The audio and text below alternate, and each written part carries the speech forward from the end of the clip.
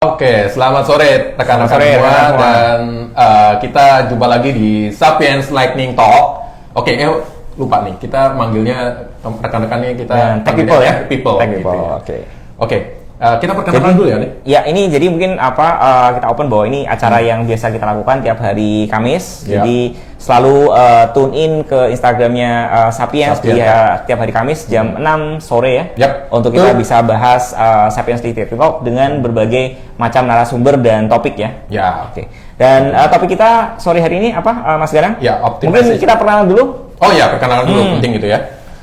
Oke, mulai dari saya ya. Saya Ganang di Sapiens. Ini sebagai business consultant atau senior business analyst di Sapiens ya.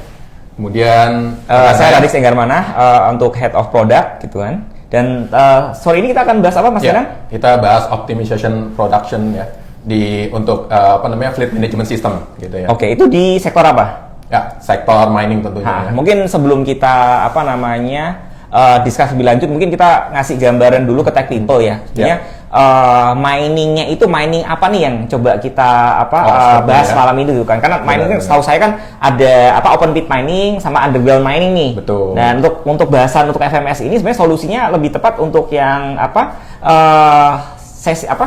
tambang yang seperti apa nih? Ya. Model tambang yang seperti apa nih? Ya, Mas Ganang? Betul. Jadi di industri mining tuh betul sekali ada dua tipe lah ya. Jadi open pit mining dan juga underground mining. Nah, untuk fleet management system punya kita, brandnya kita Flito Mas ya. Jadi supaya Tech People juga supaya tahu. Nah, Nah di scope-nya kita di Flito ini kita akan membahas untuk yang di open pit mining gitu ya. Kenapa open pit mining? Ya karena nanti di production prosesnya itu, jadi kan kita akan punya untuk mengiris atau mengkat lapisan atas kayak gitu ya, lapisan atas sebelum untuk mengambil materialnya, baik itu coal maupun ore ya, ataupun material lain gitu. Dan itu juga prosesnya kan akan ada matching ya antara ekskavator dan dengan dump truck gitu ya untuk memindahkan disposal atau overburden dari loading area ke dumping kayak gitu. Jadi intinya kita sebelum bisa ngambil material, sebenarnya kan fokus kita ke materialnya nih kalau kita bicara industri tambang karena ini yang bisa dijual ya. Gitu betul kan? Sekali. Betul. Nah, tapi sebelum kita bisa ngambil material yang kita idam-idamkan nih, ini kita perlu buka dulu ya namanya land clearance ya. Nah, jadi mungkin topsoilnya perlu kita ambil, terus overburdennya perlu kita pindahkan, gitu kan. Betul. Jadi kan itu akan membutuhkan betul. Dan itu akan membutuhkan aset apa aja, Mas Ganang? Ya, tadi yang matching antara ekskavator berarti ekskavatornya untuk ngambil overburden atau topsoilnya tadi material yang dimasukkan ke dump truck. Dimasukkan ke dump truck dan untuk di dispatch dari loading area ke dumping area. Oke. Nah, biasanya mungkin tiap tambang itu punya beda-beda ya. Ada yang antara loading area sama dumping area cuma 1 kilo, ada yang 2 kilo gitu kan. Beda-beda nih gitu kan. Agak jauh nih, ada juga agak jauh, betul. Nah, itu kan jadi mungkin jadi area yang perlu dioptimisasi gitu kan ya. Betul. Berarti ya. Proses-proses itulah yang sebenarnya matters untuk kontraktor atau service provider mining untuk bisa dihitung gitu. Berapa lama waktu untuk filling ya dari ekskavator ke dump truck, kemudian dari perjalanan ini travelnya, dan sampai nanti ada queuing time-nya, sampai dumping time-nya juga, dan balik lagi dari travel isi ataupun kita sebutnya full travel dan juga empty travel gitu. Okay. Nah, kalau dari sisi proses pencatatannya itu seperti apa, Mas Ganang? Biasanya yang sekarang masih berjalan di industri tambang secara umumnya, terutama mungkin industri-industri tambang kecil gitu ya, karena mereka masih belum menginvestasikan teknologi yang cukup masif gitu kan untuk investmentnya. Betul. Nah, proses seperti apa, Mas Ganang? Itu salah satu problematikanya juga tuh di mining yang istilahnya quote unquote tradisional ya, traditional. Nah, jadi prosesnya mereka masih menggunakan checker report lah ya untuk semi manual untuk mengisi, dalam artian proses nggak secara langsung kita menggunakan teknologi, tapi mereka juga kadang-kadang melakukan reporting kayak gitu, dengan reporting manual, kemudian nanti dari prosesnya sendiri akan dicek dari satu orang ke orang yang lain kayak gitu, prosesnya kayak gitu dari timnya, dan itu takes time dan juga karena banyak campur tangan orang, tentu saja human error menjadi cukup tinggi ya, gitu ya. cukup Jadi tinggi, gitu. dari checker itu diambil datanya, nanti baru itu dilaporkan ke supervisor, supervisor nanti ke admin, baru dari admin itu masuk ke sistem gitu kan ya. Input secara manual ya. Nah, dan seperti yang kita ketahui biasanya tiap kali kita punya tiap kali kita ada campur tangan orang itu prone to human error gitu kan. Idealnya kan satu orang aja yang melakukan input data, dan lebih idealnya lagi adalah kita melakukan otomatisasi daripada sistem itu sendiri kan. Betul. Gitu. Jadi nggak secara real time proses juga. Betul. Gitu, jadi pertama manual. Jadi pertama kita perlu cut prosesnya ya gitu ya. Jadi yang mengandalkan banyak orang jadi cuman beberapa orang aja gitu kan.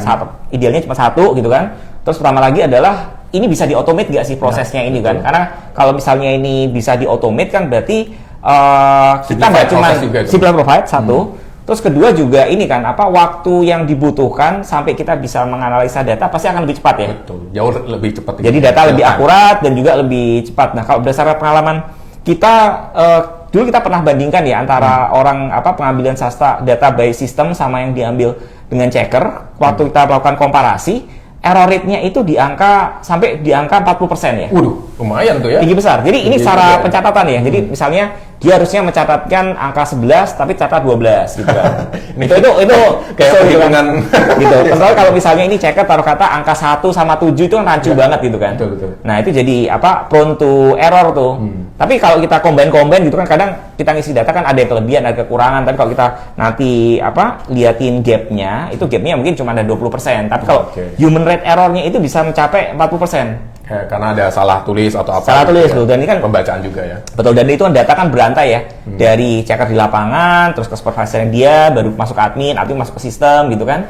Terus baru itu nanti kan data di-share dari mining kontraktor dilaporkan ke mining owner ya gitu kan. Betul. Karena mereka akan ngeklaim produksi mereka karena tiap produksi itu adalah revenue, payment yang akan diterima dari kontraktor. Betul sekali. Dan itu juga nih kadang-kadang pergerakan ya, misalkan kan operator yang ada di lapangan mengoperasikan sebuah unit gitu kan. Mereka tuh hanya melaporkan gitu ya, secara manual juga, dan itu akan dilakukan di post event kan.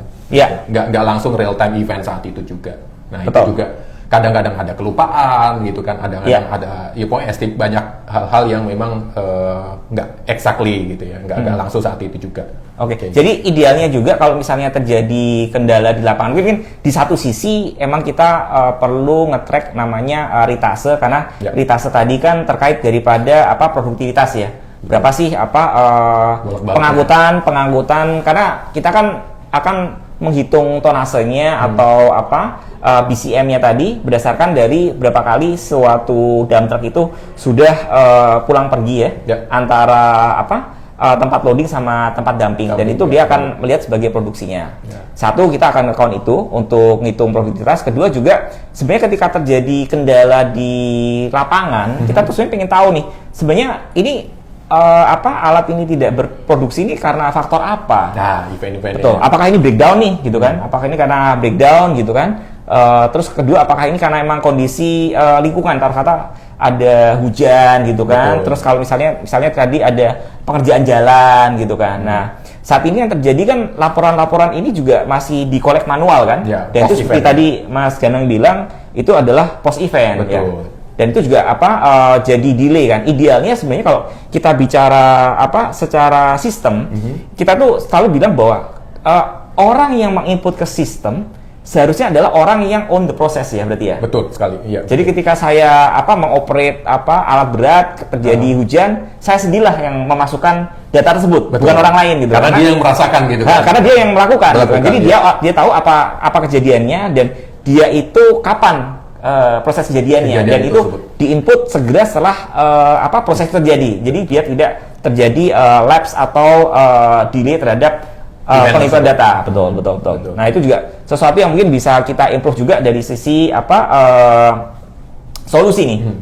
Gitu. Nah, mungkin ke arah sana. Jadi kan kalau kita bicara tadi kan, kalau kita bicara di tambang, berarti kan isu-isu pain point-nya adalah tadi kan, satu adalah tadi akurasi data delay gitu kan, terus juga datanya tadi kan perlu collaboration tools ya antara mining kontraktor sama mining owner gitu kan. Betul. Dan kadang kan juga secara mining owner yang punya on the mining itu pengen tahu sebenarnya ketika suatu kontraktor itu ngeklaim bahwa dia udah melakukan retase sebanyak 12-13, ada buktinya nggak? Ada evidence ya, gitu kan? Kalau saat ini kan yang kita lakukan biasanya sih dari sisi mining owner akan melakukan tadi penghitungan lagi tuh. Oh ternyata di ROM-nya dia tumpukannya itu ada stok berapa sih? Juga pakai estimate ya.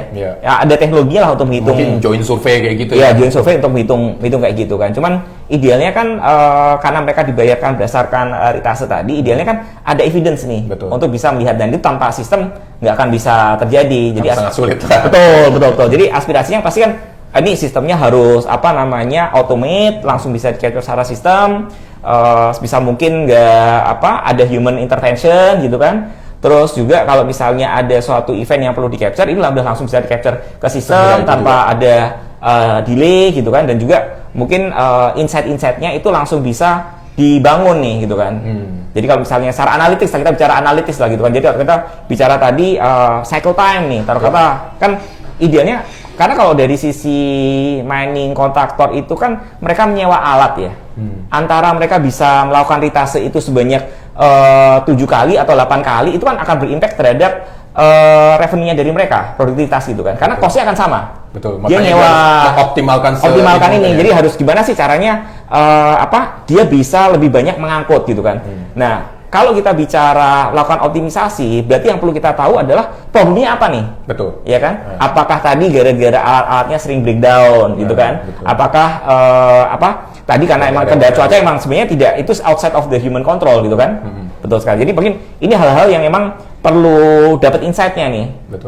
Dari ada pola-polanya juga ya, Mas. Betul. Jadi inilah insight-insight sebenarnya yang kita bangun. Jadi kita pertama data automation itu perlu dilakukan ya dari sisi ground up menggunakan sistem. Jadi human error bisa rendah, terus tadi data juga bisa di capture dengan lebih diligent gitu kan. Tapi in the end itu yang kita dapatkan adalah tadi insight-nya nih yang mau coba dibangun. Pertama emang itu jadi evidence bahwa kita secara kontraktor ya ngeklaim ke mining owner, oh bener nih retase saya segini banyak, ada evidence-nya. Terus kedua juga ketika saya melakukan optimisasi ada nih data-data untuk mendukung apa yang harus saya lakukan. Ya, betul. Dan itu perlu ada kayak semacam insight ya, nanti analitiknya lah kayak gitu ya. Betul. Nah, ini adalah makanya perlu ada sistem yang perlu implementasikan di industri mining untuk mining kontraktor dan juga untuk mining owner ya gitu ya. Dan mungkin makanya kita masuk ke solusi dari Sapiens ini mengembangkan namanya apa Mas Ganang? Ya, produk kita namanya Flito nih ya. Flito, ya, jadi mungkin teman-teman bisa lihat ke sini mungkin. Ya, mungkin bisa di zoom ya. Zoom ya. Oke. Nah, ini posisi ini kita udah login ya, artinya udah dalam posisi login. Kemudian apa aja bisa dilihat Mas Ganang? Kita banyak feature-nya sih sebenarnya, banyak banget. Betul. Nah, ya, salah satu ketika setelah login maka akan di homepage-nya adalah maps ya, live maps-nya ini gitu. Dan di live maps-nya ini selain maps-nya sendiri juga aset-asetnya gitu, dia ada di area mana aja kayak gitu kan. Berarti kalau kita bicara secara goal-nya, ini berarti visibility ya. Kita memberikan real time visibility ya. Betul sekali. Gitu. Jadi yang idenya adalah berarti kalau kita bicara feature ya, feature is a feature. Tapi goal yang ingin didapatkan atau benefit dari sisi klien adalah real time visibility. Aset itu ada di mana tanpa perlu ada checking secara manual. Betul. Karena ini kan dipasang suatu IoT atau suatu alat ya yang bisa melihat geofence daripada alat-alat tersebut gitu kan. Jadi di sistem kita bisa melihat misalkan di war room atau dispatcher room gitu, dia bisa melihat visibility daripada alat-alat berat tadi. Termasuk juga ini Mas, posisinya ataupun segala macam ya. Misalkan dia lagi statusnya lagi breakdown kah, engine-nya lagi off kah, lagi travel dan segala macam ini akan kelihatan kayak gitu ya. Betul. Nah, ini kan kita bicara secara platform tapi sebelum before this kita perlu melakukan sesuatu kan. Apa yang perlu kita pasang nih? Apakah ini langsung bisa live atau kita perlu pasang suatu tracker atau apa tuh Mas Ganang? Tadi kan disampaikan bahwa ini nggak akan serta-merta kayak gitu ya. Jadi kita perlu ada pasang IoT sistemnya kan. IoT sistem itu kita akan pasangkan di alat berat ini atau unit-unit ini gitu ya, supaya nanti bisa mendapatkan GPS position trackingnya kayak gitu. Jadi ini data dari GPS. Jadi kita pasang alat IoT tracker, nanti keluar GPS-nya ya, untuk bisa dapetin insight itu. Betul sekali. Jadi dari data alat, apa aja yang kita capture dari GPS-nya tadi, Mas Ganang? Ya, otomatis data alat tadi akan bisa nge-capture lokasinya ya. Lokasi, jadi lokasi sendiri, gitu kan. Dari situ. Terus juga mesin juga ya. Jadi engine dia ini on off juga. Jadi nanti kita juga bisa tahu tuh engine hours. Kenapa sih orang concern terhadap engine hours? Karena mereka pengen tahu nih alatnya itu sebenarnya digunakan seberapa lama sih gitu kan. Produknya seberapa besar gitu kan. Betul sekali. Jadi itu ya. Jadi kita bisa tahu alat-alat ini lagi ngapain nih, lagi dalam posisi juga. Contoh ya, kita bisa klik aja ini ya, salah satunya. Nah, ketika kita shout out satu alat gitu kan, nah ini misalkan dia statusnya lagi statusnya lagi on nih, nah, di FDT 01 kayak gitu kan. Ya, oke. Jadi idenya adalah sekarang kan beberapa kontraktor itu ini mereka coba memindahkan operatornya mereka daripada site, jadi menuju ke HQ tuh. Jadi mereka punya kantor pusat, mereka bikin monitoring room atau war room, di mana ada kayak dispatchernya tuh, jadi main fokus itu tuh. Betul. Jadi dia bisa ngurangin cost karena dia nggak perlu naruh orang di lapangan, dia cukup taruh orang di pusat, dan satu orang di pusat ini akan bisa monitor beberapa site, gitu. Ya betul. Jadi multiple site ya, jadi bisa gitu. Nah, kalau ini detailnya di mana, Mas? Ntar kata kita pengen dapetin insight sebenarnya si suatu dump truck ini sudah melakukan banyak retase. Coba mungkin bisa kita lihat di sector review-nya, apa kita bisa lihat dari sector review-nya ya? Iya, bisa banget nih, kita coba ya. Untuk sector review, apa yang bisa kita dapatkan nih dari sector review-nya? Nah, ini adalah informasi KPI ya, KPI yang biasanya ada dalam industri mining ya. Jadi seperti ini, jadi ada posisinya sendiri, terus production date-nya kapan, kayak gitu, kemudian ini berarti dan seterusnya lah, ada di belakang. Jadi ini data ini ya, ini dari data GPS itu berdasarkan geofencing, itu akan diolah untuk mendapatkan insight suatu retasenya itu kapan dimulai dan kapan berakhir ya. Betul. Dan untuk masing-masing item tadi mulai dari queuing, mulai daripada loading, travel empty, travel sampai dumping sampai kembali lagi. Betul. Itu ada di sini informasinya ya. Betul gitu sekali. Ini juga ada travel, ya betul. Ada berapa lama dia queuing, berapa lama dia melakukan proses filling dan travelingnya juga. Jadi sekarang proses ini udah automate ya, udah nggak perlu dilakukan oleh checker ya. Nggak perlu lagi karena udah digantikan oleh sistem ini. Oh ya. Mungkin kita coba dulu ya. Dari teman-teman yang ada di Instagram, coba saya bacakan ya. Dari Kak Zahra SPT ya. Kak, apakah alatnya dapat membantu mengurangi konsumsi bahan bakar dan emisi karbon dioksida atau CO2 kah? Gitu. Gimana Mas Radik? Ini bisa, tapi tidak secara langsung ya. Betul. Kenapa? Optimasi tadi ya. Betul. Jadi idenya adalah seharusnya kita melakukan pekerjaan itu sebanyak 8 kali. Tapi dengan kita melakukan ada kendalanya di mana kita ketahuin, kita bisa achieve target tadi dengan cuman 7 kali retase ya itunya ya. Nah, berarti kita bisa cut tuh itunya. Jadi kita tidak secara langsung mengurangin, tapi dengan kita melakukan optimisasi kita akan bisa ngurangin cost-nya tadi. Karena cost yang kita keluar itu sebenarnya ekuivalen dengan bahan bakar yang keluar, karena bahan bakar itu cost ya, masuk cost ya. Terus juga dengan bahan bakar yang kita tambah yang harus di burn itu juga akan ada emisinya gitu. Betul sekali, dan itu juga keuntungan atau benefit menggunakan fleet management system ini. Oke.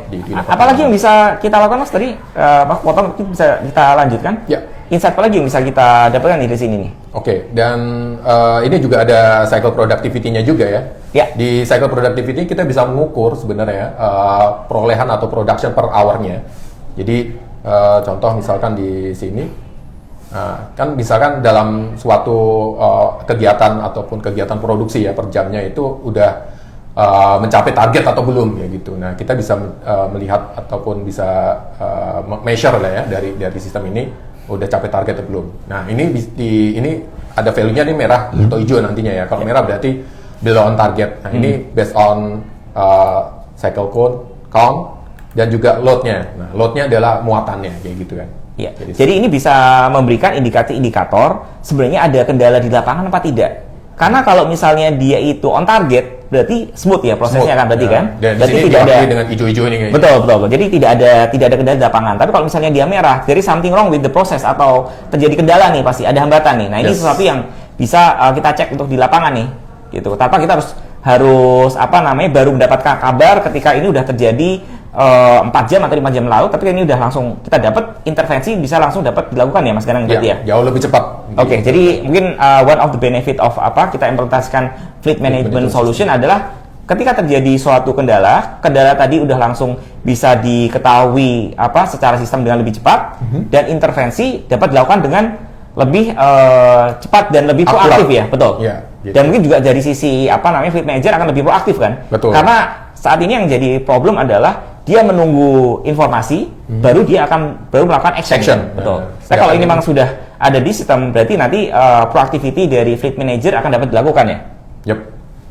Oke, ada pertanyaan lagi. Oke, ini dari Wicaksono Jati, apakah operator alat berat juga bisa menjadi sumber input, misalnya memberi info bahwa ada jalur banjir atau rusak untuk tidak dilewati misalnya?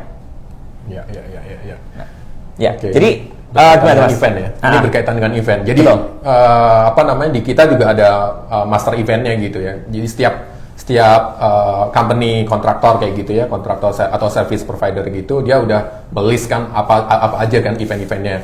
Misalkan rain ataupun segala macam. Nah, kalau seperti itu kayak ini nih Mas, kayak jangan dilewatin ya. Itu kayaknya gimana tuh? Ada listnya nggak itu kalau kayak gitu tuh? Nah, itu supaya biar aware yang lain-lain katanya. Nah, itu kita bisa bikin geofencing untuk jalur tuh. Jadi kita bisa melakukan jadi di alat operatornya kita juga punya maps untuk mencari gambaran lapangan di lapangan. Jadi ketika ada zona yang harus dihindarin, kita bisa mark tuh. Jadi itu adalah zona yang perlu dihindarin. Jadi dia bisa melihat lokasi lain untuk melakukan routing. Ada overlay-nya gitu ya. Overlay, betul. Jadi yang kita tambahkan adalah kita bisa menginformasikan ke operator gitu kan, dengan dari sisi set di pusat untuk kasih tahu bahwa ada zona-zona di mana zona-zona banjir dan itu akan menghambat operasi. Jadi Anda diharapkan untuk mencari jalur lain. Oke. Jadi perlu ada informasinya juga. Ya, betul. Jadi informasi tadi itu udah lebih mudah tersampaikan dari fleet manager ke operator. Dan operator juga punya dapat insight karena ada peta juga ya. Di kita juga udah rilis feature baru untuk onboard unitnya. Onboard unit. Jadi di onboard unit ada peta juga. Jadi dia bisa menginput kendalanya, misalnya terjadi breakdown, tapi di situ juga ada map untuk ngasih tahu posisi dia ada di mana, dan misalnya ada jalur-jalur yang tidak harus dilaluin karena emang terjadi ada kondisi banjir atau emang rawan longsor, dia harus melakukan rerouting, itu bisa langsung di flag oleh fleet manager ya. Jadi operator akan mencari more safety route ya. Route ya, betul. Oke. Betul sekali. Dan software-nya juga bisa dari situ karena dia juga bisa ngelihat map-nya secara keseluruhan. Betul sekali. Nah, kalau dari data ini mungkin kita bicara analytics, sebenarnya ini bisa dibangun analitiknya seperti apa nih, Mas? Iya, betul. Ganang, mungkin kita bisa punya analitik ya. Jadi kita gunakan Power BI tools untuk analitiknya sendiri. Jadi udah tampil ya teman-teman ya. Jadi kita ada insight dashboard lah intinya Mas, gitu ya. Jadi dari selection date-nya, dari kapan sampai kapan gitu, kita bisa lihat daily-nya, performance kita itu seperti apa trendnya kayak gitu dari day. Dan tentu saja karena ini kegiatan produksi ada aktual dan juga ada plan atau target gitu yang harus dicapai. Nah ini udah sampai mana, kita bisa melihat insight-nya kayak gitu. Jadi ini sudah ke breakdown untuk per masing-masing aset ya? Per masing-masing aset. Oke, per masing-masing aset. Daily-nya juga itu kita bisa. Oke. Dan sebenarnya kan kita ada matching antara tadi kalau kita bicara di mining itu kan sebenarnya eskavator itu bisa dilihat sebagai satu production line ya. Di mana satu eskavator akan memiliki beberapa dump truck ya untuk kegiatannya. Surrounding dump trucknya ada. Betul. Jadi nanti satu fleet ya itu. Betul. Jadi satu fleet ya. Jadi nanti kita bisa agregasikan apakah kita mau melihat datanya ini untuk masing-masing dump truck tadi yang melakukan proses operasi. Jadi performansi operator dari dump trucknya tadi juga kelihatan. Terus secara agregasi secara keseluruhan itu maka kita akan dapat melihat juga performansi dari eskavator dari operator eskavatornya ya. Ya, oke. Betul. Ya. Oke, jadi terus mungkin kita lihat lagi insight apa lagi yang bisa dibangun. Jadi Oke, kita udah bangun banyak ya. Coba kita go through ke insight yang lain. Ya, kita sama yang productivity ini. Ya, ini tadi kan cuman more elaboration aja ya. Betul, ini lebih detailnya lah ya. Nah, kita udah bagi berdasarkan tadi aset, atau kita udah bagi berdasarkan atau berdasarkan eskavatornya tadi ya. Yes. Oke, terus ini apa? Jadi ini per jam productivity-nya. Nah, ini untuk eskavatornya. Berapa sih sebuah eskavator itu udah per jamnya itu udah berapa kayak gitu ya? Iya, jadi mungkin kita udah bisa dapatkan insight yang lebih granular ya berarti ya. Per jam itu seperti apa? Karena kalau kita bicara di secara umum kan, ini kan kalau kita bicara indeks per jam, ini kalau kita lakukan secara manual, pasti delay-nya pasti akan sangat lama gitu kan? Iya, betul sekali. Dan kita bisa meng-compare dari jam berapa sih yang optimum, dan misalkan biasanya itu jam-jam pergantian shift itu yang agak-agak turun kan. Nah, itu gimana caranya supaya kita bisa optimalisasi lah ya di jam-jam tersebut. Oke, apalagi juga yang bisa kita Oke, kita coba insight yang kita bisa bangun. Insight lagi di sisi tadi adalah excavator, sekarang holdernya. Oke. Nah, ini apa nih? Oke, ini adalah cycle count dan cycle time-nya nih, ya kan? Oke, jadi kita bisa melihat sebenarnya secara rata-rata untuk suatu ekskavator itu prosesnya untuk melakukan dari loading sampai dumping itu berapa lama ya? Ya. Karena kita pengen targetnya kita adalah gimana kita mau memperpendek durasinya. Oke, kita coba go through yang lain. Ini masih analisis yang sama. Nah, ini bedanya apa nih? Bedanya ini kita ada ada tambahan juga nih insight lain, yaitu adalah distance versus speed-nya juga nih. Oke. Jadi ini mungkin terkait dari aspek safety-nya juga ya. Kalau misalnya di industri tambang itu kan dia ada speed limit untuk menjamin safety itu. Jadi ada beberapa zona yang mungkin dia bisa di 40 km, ada yang zona itu 60 km ya, karena emang daerahnya emang daerah rawan. Betul. Dan kalau emang dia lebih tinggi dari itu akan membahayakan keselamatan. Betul. Ya, mungkin ada pertanyaan lagi dari Wicaksono Jati. Ya.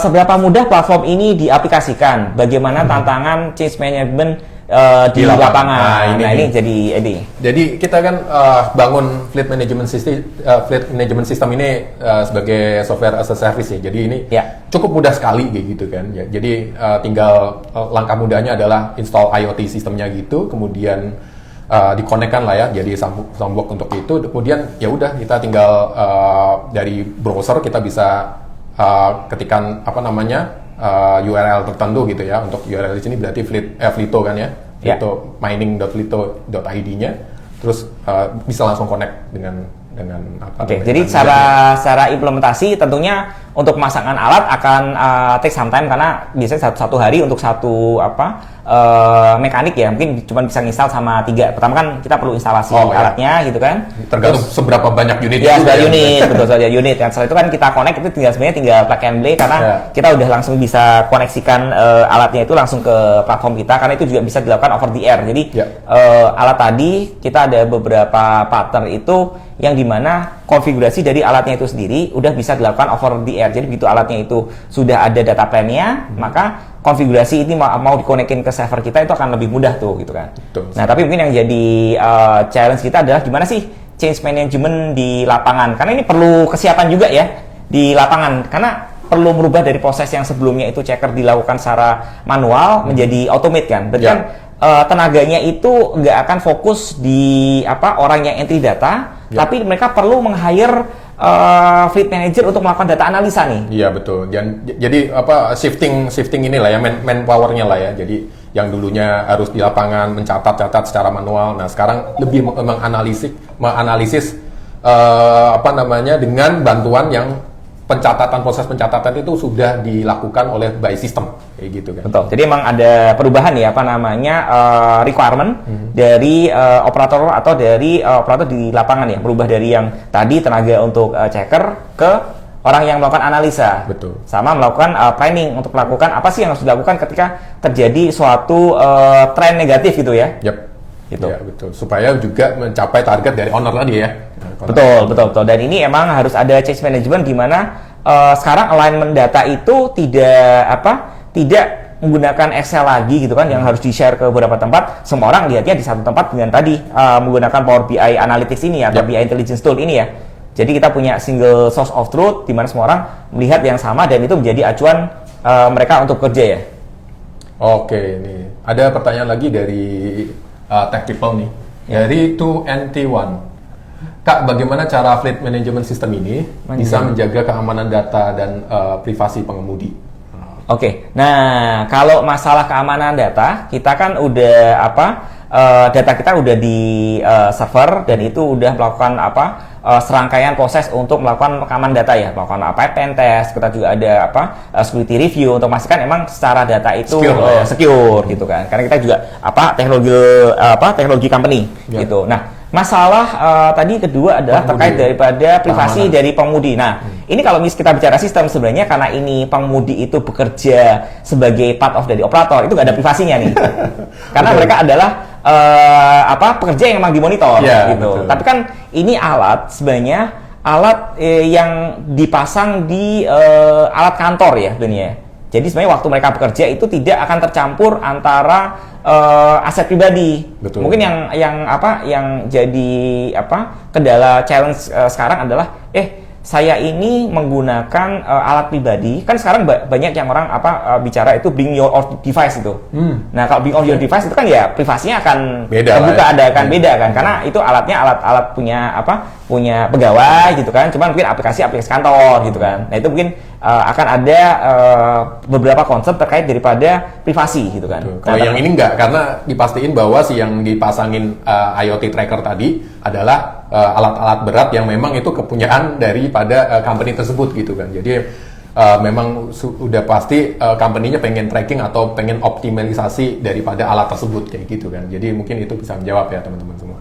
Iya. Oh, tak terasa ini udah jamnya udah lewat. Oke. Oh iya, kita bisa conclude dulu ya kali ya. Iya, betul. Dan sebelumnya, Mas, mungkin waktu setengah jam ini nggak akan cukup untuk membahas fleet management system ini semua ya. Jadi nanti kita bisa di sesi berikutnya, ataupun kalau teman-teman nanti ingin bertanya, bisa juga kalau lewat Instagram bisa DM nih. Kalau udah follow ya, jadi pastikan follow juga ya.